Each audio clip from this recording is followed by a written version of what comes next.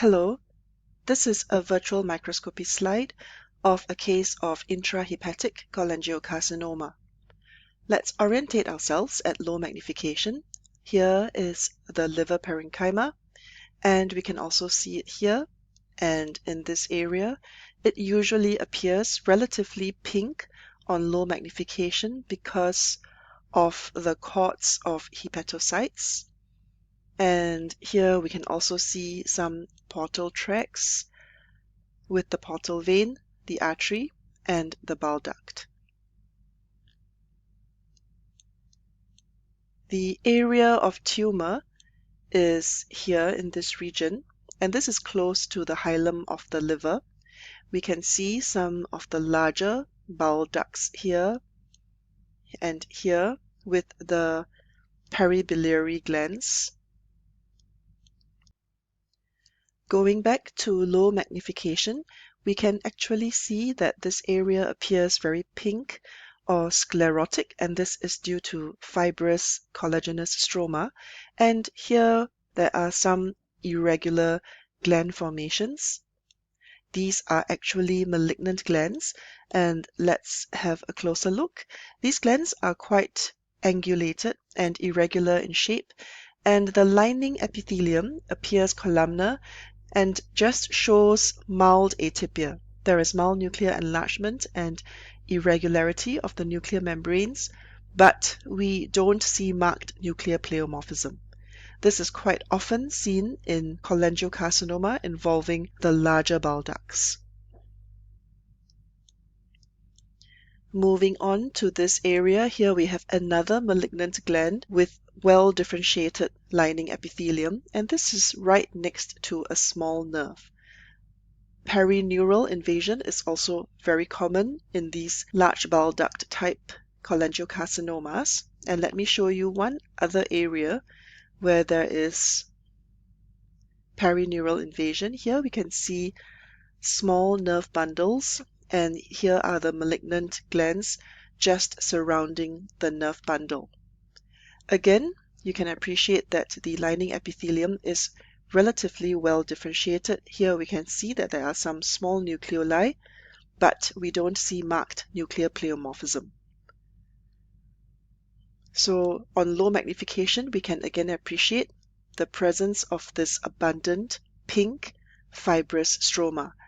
And these tumors are usually very firm grossly because of this abundant fibrous stroma. This is one of the types of intrahepatic cholangiocarcinoma known as large duct type, and we are going to look at another case, which is small duct type cholangiocarcinoma. This is a different case, and again we can see the liver parenchyma, and here is the area of the tumor. Zooming in at higher magnification, this tumor looks quite different. We can see that it is composed of these anastomosing small glandular structures with complex architecture. They seem to be joining up.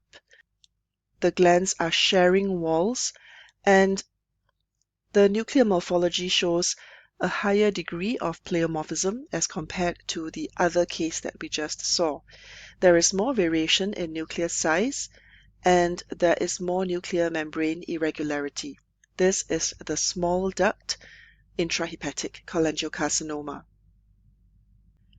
Intrahepatic cholangiocarcinoma is adenocarcinoma of the intrahepatic bile ducts. Some just use the term standalone cholangiocarcinoma, and this usually refers to adenocarcinoma involving ducts within the liver as opposed to extrahepatic bile ducts.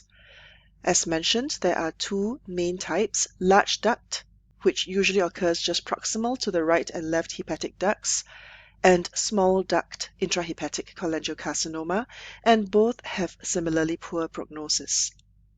This is different from adenocarcinoma that arises in the extrahepatic bile ducts, and that is termed carcinoma of the extrahepatic bile ducts rather than cholangiocarcinoma.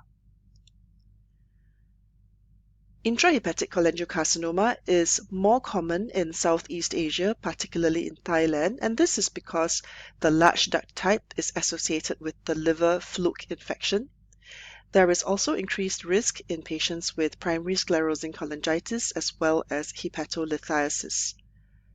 Hepatitis B and non-alcoholic cirrhosis are risk factors for small duct type intrahepatic cholangiocarcinoma, and there are some other general risk factors including Caroli disease as well as the use of thorotrust. This was an image contrast material that was used in the past that can predispose to cholangiocarcinoma.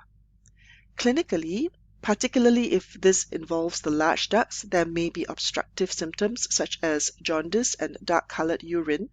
However, in many instances, this may actually present relatively late with general symptoms such as weight loss, abdominal pain, and this is more often seen in the small duct type cholangiocarcinoma. Grossly, we can see a non-encapsulated firm mass, and sometimes the tumor, as you can see here, has a more diffuse appearance, and there may also be satellite nodules or calcifications. There is a separate video describing the gross features of intrahepatic cholangiocarcinoma. These annotated pictures, virtual POTS, as well as the videos can be found in our free online pathology resource, Pathweb. The link for registration is in the video description. On microscopy, large duct intrahepatic cholangiocarcinoma usually is composed of large, irregular, well-formed glands, as we saw, and the nuclei are relatively bland and well differentiated, but the characteristic feature also is that the stroma surrounding this is usually very pink and fibrotic. Usually in small duct type intrahepatic cholangiocarcinoma, again, the second case that we saw, we see a more complex architecture with these small anastomosing irregular glandular structures. Here is the recap of the low magnification view showing a very sclerotic tumor in the large duct type intrahepatic cholangiocarcinoma. And again, the large duct type with these irregular glands lined by well-differentiated malignant glandular epithelium and with this surrounding sclerotic stroma,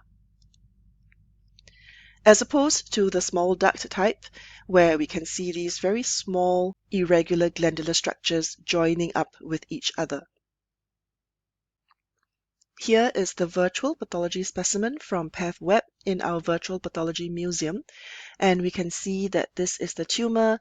Grossly, it is relatively ill-defined, and if you scroll down, you will see gross descriptions, annotated photographs, as well as the videos on gross and microscopic features.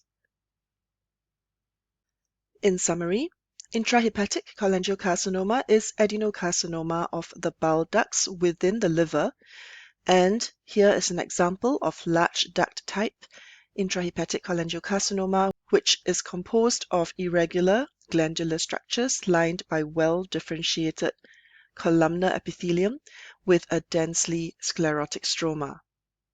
The prognosis of this tumor is generally poor. Thank you.